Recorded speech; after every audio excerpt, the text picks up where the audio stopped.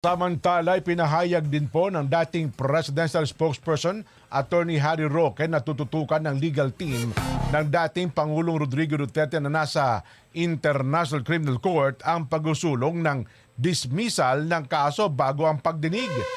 Bagamat sa September 23 pa ang nakatakdang pagdinig sa kaso ni Duterte, hindi naman pinipigilan ang depensa na magharap ng mga moisyon o manifestation sa hukuman.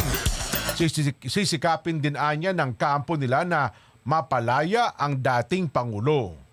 The confirmation of the charges, which focuses, of course, on the issue of jurisdiction and the issue of elements of the crime, was set for September 25. But that is without prejudice to filing a motion that could possibly be heard by the court. Hindi tayo uuwi na hindi kasama ang Presidente Duterte. So let's just say that our prayers is that he will be released at the soonest time possible, and we will take all steps necessary para mapauwi siya sa lalong mabilis na panahon.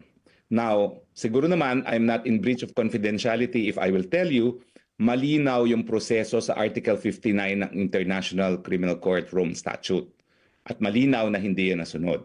So ang mangyayari ngayon ng issue, sapat ba yon para mawala ang jurisdiction ng hukuman? Yan ay pagdidesisyonan ng hukuman kasi hindi naman nila talagang pwedeng ipilit na naiharap siya sa isang lokal na hukuman. Idinagdag pa po ni Atty. Roque na natuloy ang kanilang pakikipag-usap sa British-Israeli lawyer na si Nicholas Kaufman na isa sa sinamiting pangalan sa ICC para kumatawan sa dating Pangulo.